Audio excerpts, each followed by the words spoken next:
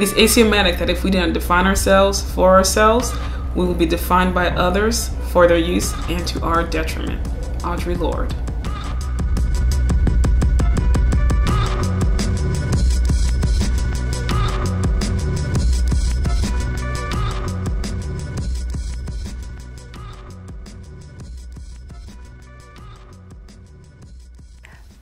This project is important to me because I have two beautiful little girls, and I don't mean in the aspect of just outer beauty. They're just sponges, and they want to absorb everything, and I believe that a lot of our black children, even my son who is 19, I have a 19-year-old boy who's only dated white girls. I don't know if that's indicative of the town that we live in, because we live in a predominantly white town, suburban town in Connecticut. But I do believe that it is my job, or part of my job, to help my children understand our culture and know that we are okay exactly the way we are, no matter how dark, how light, how kinky our hair is. We tend to be a little bit more hippie than those of the Caucasian descent. And my daughters are always trying to say to themselves that I don't want to be fat, or I want my hair just a little bit longer, or I wish I were a little bit lighter. And I just want to show them and a lot of black children that we're okay just the way we are. Ghetto. Loud. Oh, God, there's so many. I work in the health field, and I'm always considered the nurse's aide. I am a nurse, and I do home care. Uneducated. Educated for one. Smart, intelligent. I can be facetious at times. Beautiful, but not from outside. Like caring, compassionate, steadfast, worthy. And I'm going to say worthy only because sometimes we feel unworthy, and I'm worth so much, so worthy would be one of the words as well. I want the world to see me as a resilient black single mom who lives on the very essence of taking care of her children by herself. The way that I feel people try to characterize single motherhood is often when I say that I'm a single mother of 3 beautiful children, I often hear people go, "I'm sorry." I find myself angered by that, and I say to them, please don't feel sorry.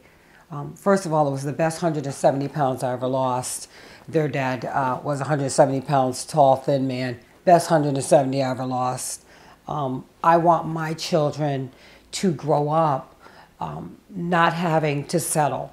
I was with their dad for 18 years, and it didn't work out. It just, we have two different parenting styles for one, and it's better for me to adequately take care of my children by myself. I like having the authority to make decisions without him. I like that my children look to me when things are wrong or right.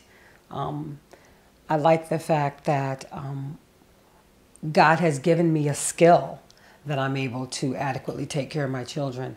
I looked at my daughters, and I was telling someone the other day that I looked at my daughters and they said to me, "Mommy, everyone says we're so spoiled."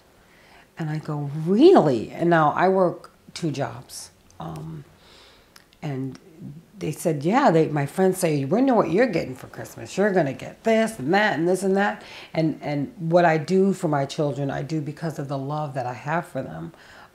For me to work 2 jobs and come home and cook dinner and make sure my daughter has on the right clothes, because she's 12, and we try to sneak a couple little things that shouldn't be on.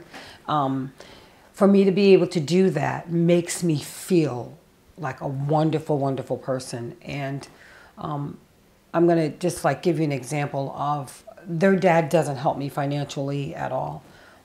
Because of the field that I'm in, I make good money. So I have to pay for school lunch and for Christmas I asked him to get something for me for the girls and he couldn't do it. And my daughters looked at each other and they said, even if Daddy doesn't get it, we know it'll be here on Christmas Day. And for them to say that and know and believe in me, and of course it's already put up and wrapped up, but for them to know that Mommy's got them makes me feel good. They even said to me once, Mommy, we can't wait to have like 4 kids. And I go, 4 kids? I ain't want 4 kids apiece for. They go, because you make being a mommy look so much fun. And I said, I work hard at it. Sometimes it's fun, but for the most part, I work hard. And I work hard because of my love for my children. I had another person come to me. I work, fortunately, I work in an office. It seems like everywhere I go, I'm always the only black nurse there. I don't know why that is, but and the office that I work in, one of my supervisors came to me and said, you know, Shonda, I just wanted you to know how we admire you, that you don't let the system get you. And I said, what do you mean by that? And she says, well, you know how most people like yourself. And I said, most people like yourself, what does that mean? She said, you know, I said, no, I don't know, but you're going to tell me. She says, well, you know, a lot of black people, black single mothers, they use the system and they get on food stamps and you don't do that. And I believe that that's my job, to let them know that not all black mothers get food stamps. Not all black mothers are on welfare. No, I don't have Husky, which is a state program of health insurance for my kids. I pay for Blue Cross Blue Shield. I believe that I need to play a part in how they view us black women, black single women especially. You know, when they see us with no father, they think automatically, my son qualified. He got full rides, 12 full scholarship rides for track. Great kid. He's a little confused right now. We don't know what he wants to do, but at 19, I'm allowing him to be himself. But a lot of people view us or my children, when they see my children well-rounded, they have manners, they're clean girls, they're nice girls. You like to be around them. They have the personality that you just love to be around them. They're fun. And when people meet us and they go, because my daughters, I said earlier that we live in a predominantly white town, so they get invited to a lot of sleepovers. And of course, I was a Girl Scout leader. Of course, I was a cheerleading coach. And I was the first black cheerleading coach in my city. But I was my children's cheerleading coach. So a lot of the girls didn't even want to play because they didn't want me to touch them with my brown skin. So we had to sit like a lot of the little white girls down and say, first of all, my skin color doesn't rub off. And also that I would be a great coach. After the 3rd year of cheerleading, the girls love me. They're all my Facebook friends, but they think that we're dirty people. Like, when they meet me, they're like, oh my God, your mother's hair is short. No, it's clean.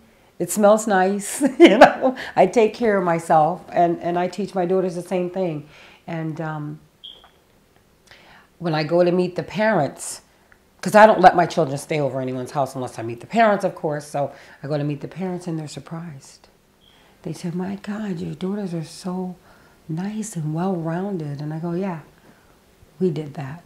And it's because I talk to my children, and we're close. And but I want society to know that just because they're being raised by a single parent does not mean that they're not going to be a great contribute to society, because that's my goal. My goal is not just to raise kids, but I'm raising someone's husband, someone's wife, someone's mother, and I want them to know that they're okay in spite of. So that's it. Hi, my name is Ijama D. Ihanacha. I'm a fine art photographer and creator of the reImagining. Thank you so much for taking a moment to understand why this project is so important to us. Please help us make this historic project possible. 100% of your donation will go towards the creation of this exhibit. Visit us at idxstudios.com for more information on how you can help the reimagining.